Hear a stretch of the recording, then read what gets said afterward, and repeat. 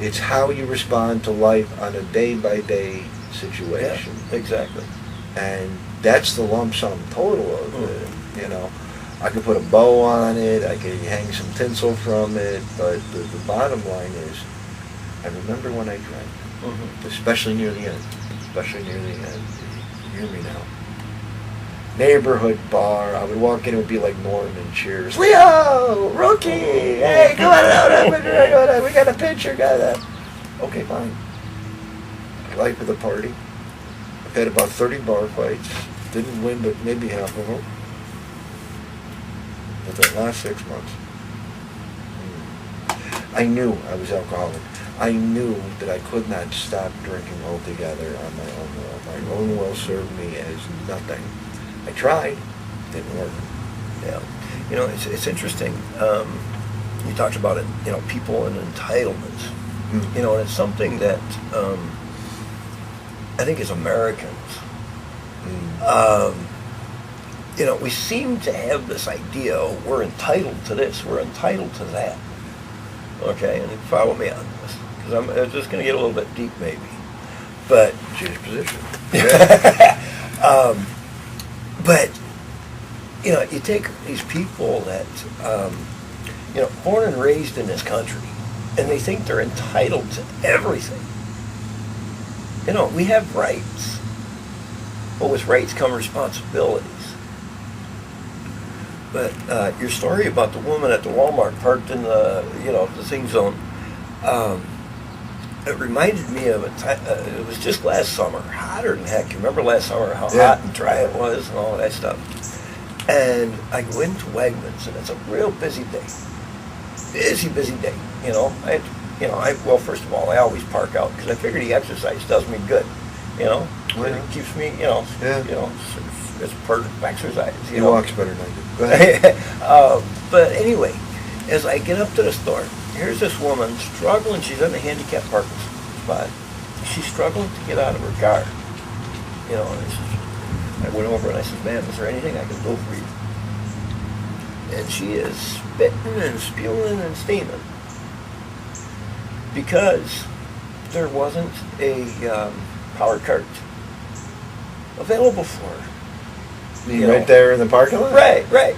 And I says, "Ma'am, let me go see, you know, if I can find one for you. I'll write it out, and, you know." And so I go in the store, and I can't find the damn power cart. There's none of them in the foyer where they usually are. So I go into the store, and I, you know, talk to the helping hands, and they were aware of this woman, and they were trying to get her a cart, but it's a busy day, you know. They don't have that many. Yeah. And this woman is mad because she's entitled to have one of those cards. And, you know, if she hadn't been so hot-headed, I think they would have been more accommodating to helping her. Because they were looking for a cart.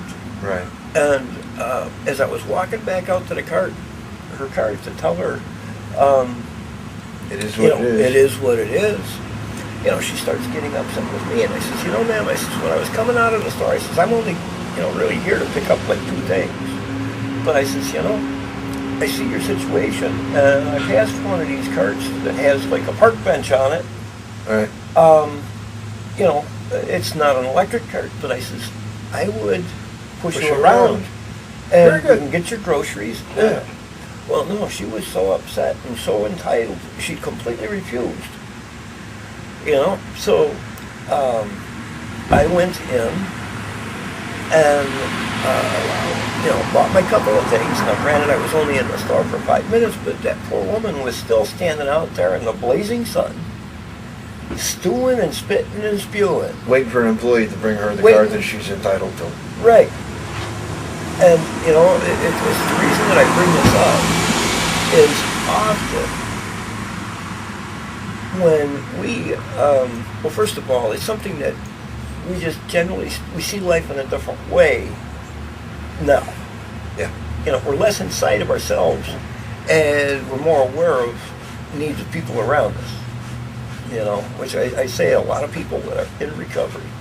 And this is, I'm going to get away from the words staying sober or whatever. We're in recovery. Okay. Okay. You've been in recovery, 15 times longer than I have. But we never get there. We're never done. It's that maintenance that we gotta, always keep up on. But, I think about the person that's struggling, either with making the step to get into recovery or in the early stages where they're not so sure of themselves. I think of that woman standing in a parking lot frying, that I offered her a solution, but it wasn't the solution she wanted. And when I left, there was a helping hands person attending to her. Good. But they could do nothing more than utilize what resources what's they had at the available. moment. Yeah. It might not be perfect. This is kind of like going back to when you went to the rehab out of town. It's not what you wanted to do. No. But it's probably what you needed at the time. And fortunately, you took that help. So I did kicking and screaming at first, but eventually it started to sink in. Yeah. I mean, for myself, I wasn't the type.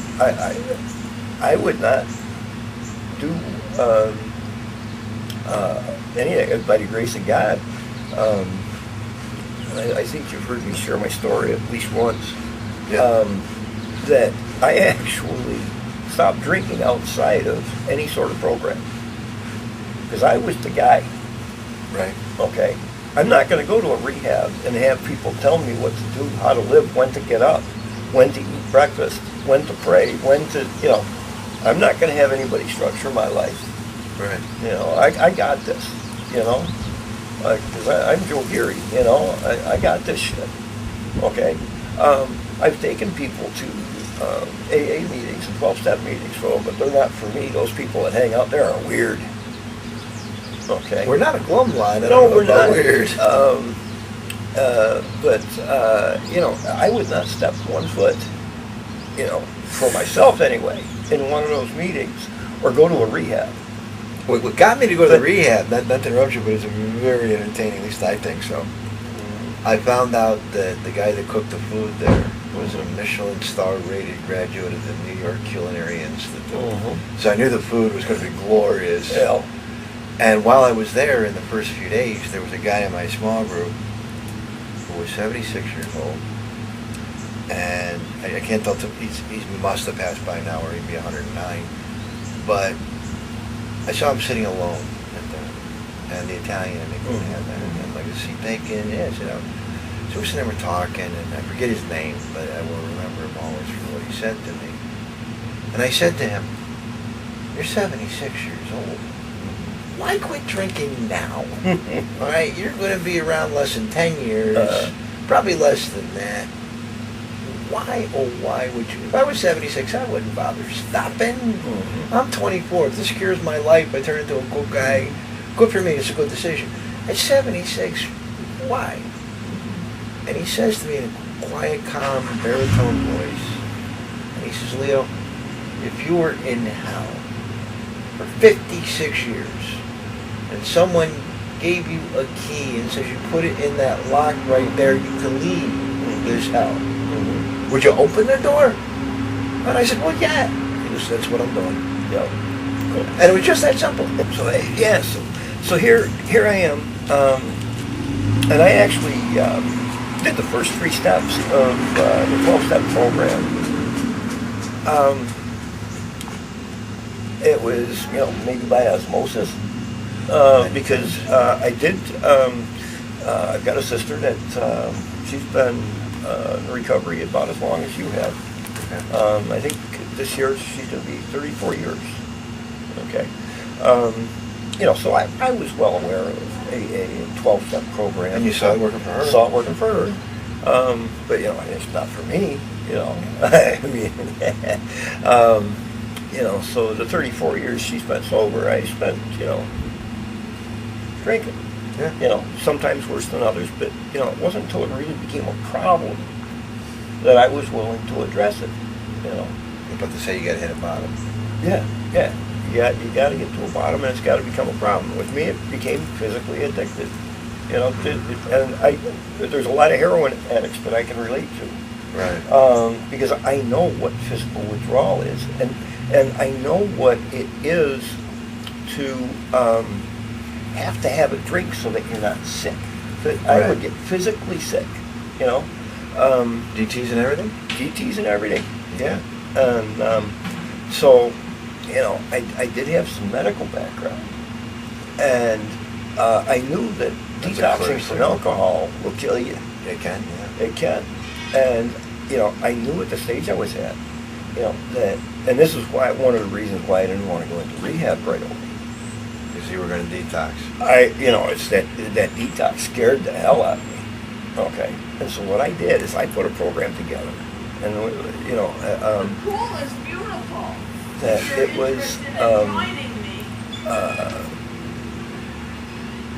At my mother-in-law's funeral, actually, that, you know, I stood there, and this is where I made my first 3 steps.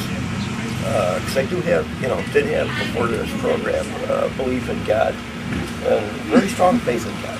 Right. Okay. And it was really kind of when I, you know, walked away from that, you know, I got into my worst troubles. But anyway, I'm standing there at my mother-in-law's funeral, and I'm looking at this headstone. And it's got my mother-in-law's name on it. My wife was from a full-blooded Italian family. Right. That's what, you know, so I can relate to. Yeah, you know the drill. I know the drill, you know. And my wife had died like 12 years earlier, you know. And of course, when my wife died, they bought a 4-plot grapes over at the cemetery. Right. You know. And my wife. Holy Sepulchre is a big Yep, deal with yep, that. That's yep, where my dad is. Yep, that's exactly where. And I was standing there, and I says, you know, if I don't change my ways, I'm going to be next. I'm going to get there before my father-in-law. And I stood there, and I'm looking at that stone, and I realized that, well, I knew because of the DTs. I'm powerless over alcohol. It's got me by the cojones. Right. Okay? You know, if I don't drink, I'm going to, you know, go into convulsions. But if I keep drinking, I'm going to die. I'm going to die. Yeah, You know? damn if you don't, you might as well do something. Exactly. And, you know, I prayed right there. I says, God, I can't do this by myself. I need help. Okay? Still not ready to go to a rehab or walk into any sort of meeting. Okay? But I prayed for help. And I turned it over to him, and I says, I know how to do this, but it's going to be tough, but I need your help. Get me through it. And for almost a year, I gradually, week by week, month by month, cut down on my daily consumption. Hard thing to do. This happens very seldom. Hard thing to do. Yes, I am a rarity. Yeah. Yep. And it's really because of my background and experience that I was able to put a program together that actually did get me to a point where I could get outside help. But the day of my last drink, okay, I was down to like 4 beers a day. Okay, good. Might sound like a lot to some people, but 4 beers a day. That's maintenance at its leanest. Yeah. And that's from a baseline of 12 beers a day. Yeah. Okay, the year prior. That's fairly normal whack, yeah. You know, I mean, minimum 12 beers. One in the morning, one well, with a couple of meals during the day, one at night. It constants you out the day. You didn't see me without a beer. Right. You know, I went to bed, there was a beer on my nightstand. Yep. You know, and, you know, I get up in the middle of the night to pee. There's a swig of beer, you know. Well, of course, I needed that because I'd wake up shaky, cold sweats and all of that stuff. You know, to get back to sleep, you got to have a little bit more. But anyway, day of my last drink, first day on a brand new job. Okay, first day on a brand new job, you know, I really, you know, it's like, man, they got a very strict alcohol policy at this place. You know, and so it's like I can't, you know, pop out, you know, lunch and go down to the corner bar and grab. I got to be able to make 8 hours without a drink. Right. And this is not easy. And no, this is not easy. And so I went in there, okay, and this is crazy because I knew your alcohol policy. I took a lemon Gatorade bottle and I filled it with Mike's Harder. Okay. Doesn't have much of an alcohol smell. It does, but it's masked by the lemon. Right. And so, I'm sitting there at my desk. Well, actually, it was in training. It was an intensive training program for the first 4 days, for the first 2 months. And in the first 2 months, if you missed more than 16 hours, goodbye. Okay. So, here I am, sitting there in DT's, gradually just sipping on this Mike's Harder in a Gatorade bottle. And I had been sick all weekend. This was a Monday. And I had been sick all weekend. Couldn't eat, throwing up, shakes. Right. Okay. And I'm, in withdrawal, but I'm still drinking. Okay. And so I white-knuckled it through the day. They put on a nice buffet lunch. Could only eat half a sandwich. Okay. And I've been sipping this Mike's Harder all afternoon. Okay. It's not helping. And I got home, I'm shaking. Made it through the 8 hours, but I'm throwing up. I can't get enough booze in me fast enough. And things are down, de-escalating or escalating, whichever direction you want to look at it. So anyway, I'm at this job for the first day. I make it through the day, and I get home, and I'm like, wow, So, I'd already had the equivalent of 2, maybe almost, about 2 beers with Mike's Hard in my thing, and of course I had a beer earlier, and I'm like, man, only 1 more beer to go. Am I gonna make it? Am I gonna make it? And I'm drinking a beer, and it's not taking the edge off of the shakes, and I've been sick all weekend because it was, another cut down. Because that weekend I had changed from 5 beers a day to 4. Okay, so, and there was always, whenever I had dropped, just 1 beer out of the program, it was a rough few days. There's a consequence. Yeah, there's consequences. So, anyway, I make it, about like 9 o'clock at night, 4 hours after I get home from work.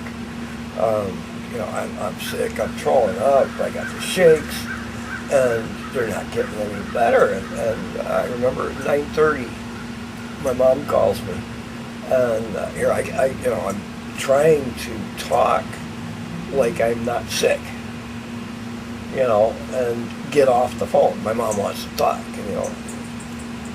So I, get off the, Mom, are you okay? And I'm like, yeah, I'm fine, Mom, no problem, lying out my ass, didn't want to tell her I felt like I was dying. Right. Because she'd only get upset. So anyway, get her off the phone, and I make it about another hour. 10:45, I go to my roommate, and I says, man, you got to take me over to Strong. I says, I'm not going to make it through the night if I don't get medical attention. Yeah. I says, I'll go to bed and I'm a dead man walking. And so he took me over to Strong. And, they took me into emergency right away. There was no waiting in the waiting room. I'm standing Well, your there. vitals must have been all jacked up. Oh, yeah. I'm standing there, and the woman says, what's the problem? I says, I'm in alcohol withdrawal. I said, it's getting bad. Boom, they swept me right in. And it was a busy night there. And they treated me at the doorway to critical care. The critical care beds were all filled, but they couldn't put me in a regular room because I needed, intensive constant, ICU. Yeah. It'd detox your heart. So I started out in a chair. It was actually just a folding chair, and I'm sitting there shaking like a leaf. And they get me hooked up to an IV, and they pump me with They give me some pills, minerals, potassium, magnesium, Yeah. calcium, all the things that, Potassium right away. my body was low on even before they do any blood work. Mm-hmm. They draw blood work and all of that, and they give me some Valium to take the edge off the shakes. It should have worked. It did. I still would get little tremors every now and then, but at first it took about an hour to really, where I stopped actually completely, and then a few hours later I'd be like, so they give me a little bit more, and so anyway, they finally get me like really, really stable, and the doctor that had been treating me all night, he says, now it's early in the morning, he says, okay, he says, so now what? And I says, well, I've had my last drink. And I says, and he says, so now what? And I looked at him, and I knew I couldn't do it on my own at this point anymore. Right. And I says, That's not experimenting. I says, I got this far on my own, but now, in order to stay quit, I need a better program. Can't do it on my own. And I looked right up at the doctor, and without even giving it a thought, the words just came out of my mouth. I hear that Park Ridge has a really good outpatient program. And also I'm going to start going to AA meetings. And that's what I've done. I'm coming up a month and a half. God willing, in 24 hours at a time. I've maintained recovery and getting better each day. It's not been easy. It's not meant to be. And it's never going to be. But, working a solid program, you can do it. So, Two things come to Yeah. mind. One, you people need to understand something. In 1963, the American Medical Association recognized alcoholism as a disease. Okay. Prior to that, is my understanding, approximately 1961, in Chicago, they were going around and they were collecting vagrants that had died of exposure, and they brought them into the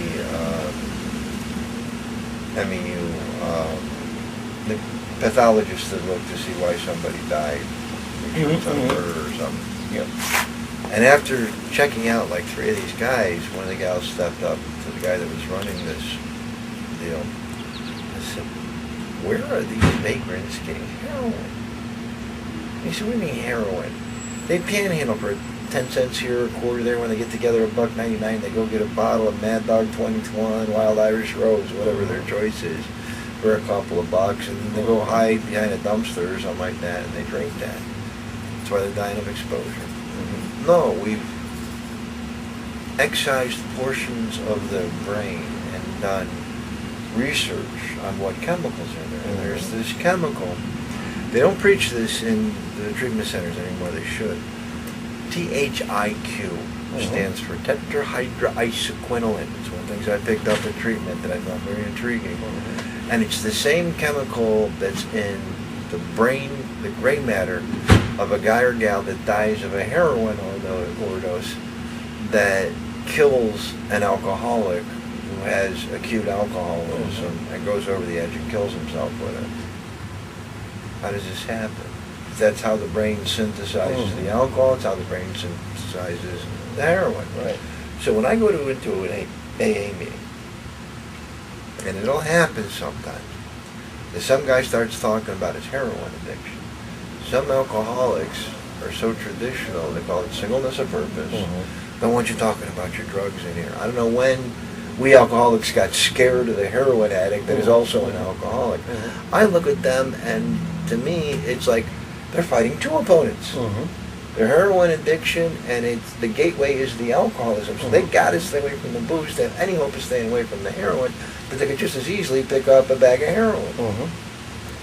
If anything, I hold them closer to my chest, not push them away. As do I, because number one, I can relate to them, and I also, there is Narcotics Anonymous and there's Heroin Anonymous, but I know several heroin addicts that attend AA meetings because they find it's basically the same fundamental 12-step program. It is.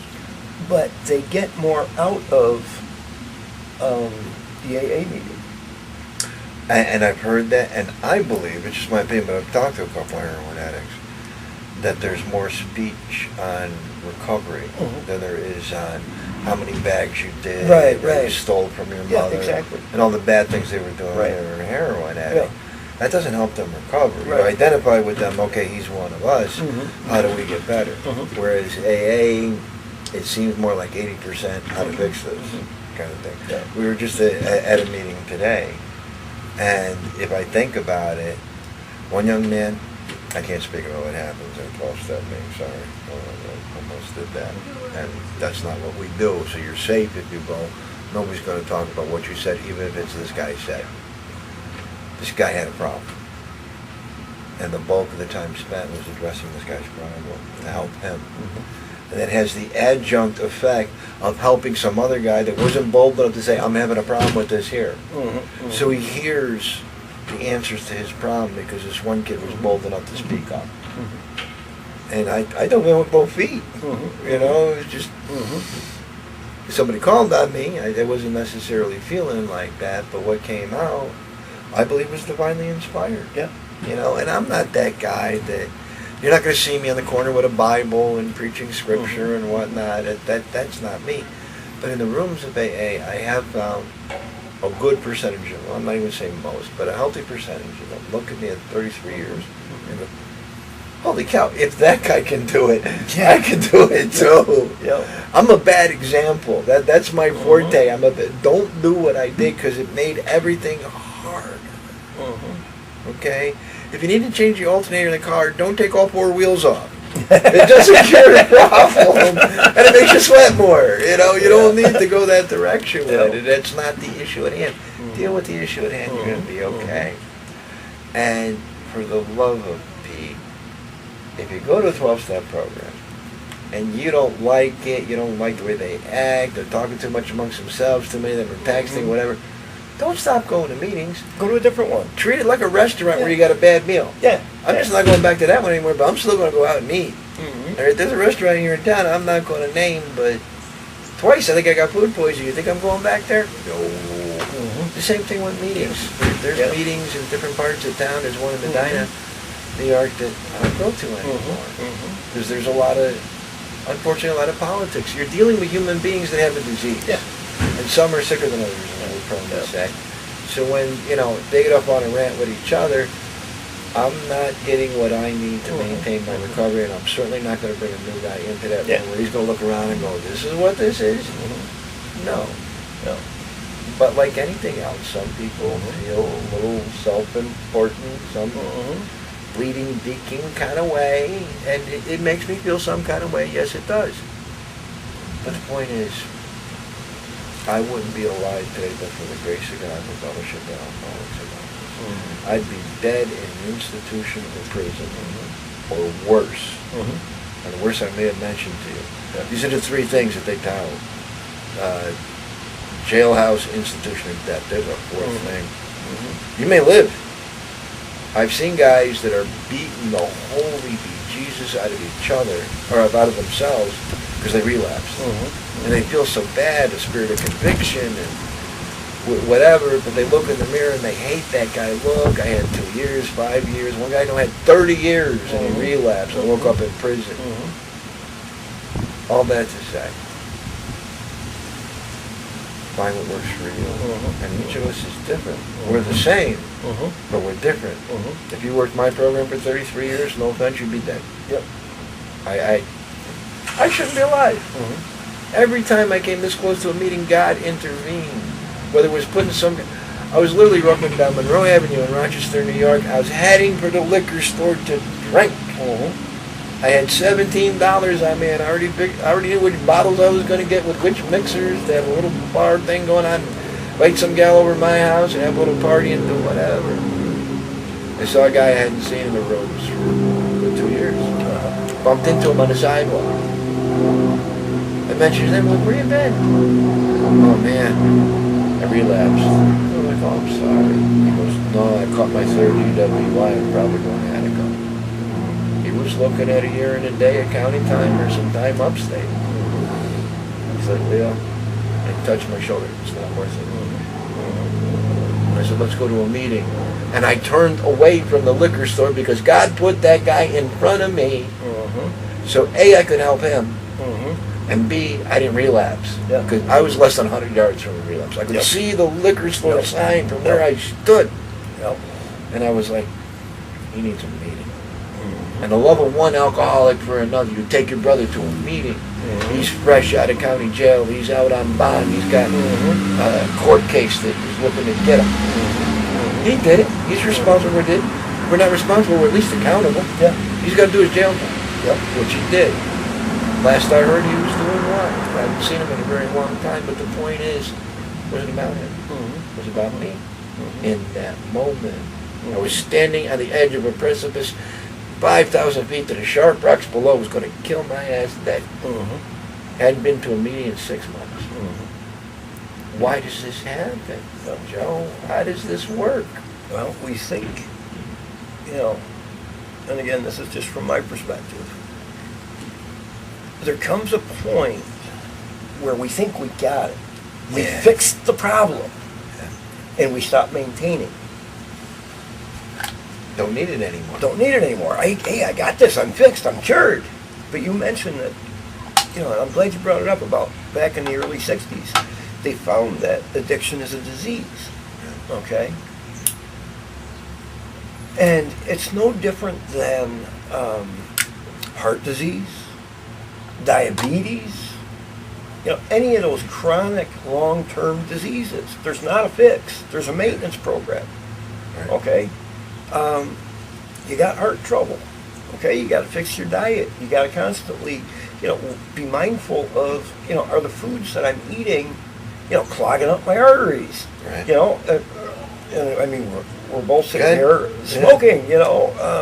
Somebody that has heart problems, bad, yes, but is what it is. It is what it is. Someday, hopefully, I've switched to the e-cigs, which take a lot of controversy, but they actually, a study just came out that says they're finding that e-cigs are helping people quit smoking. And what's worse, the e-cig or the cigarette? And it's the cigarette.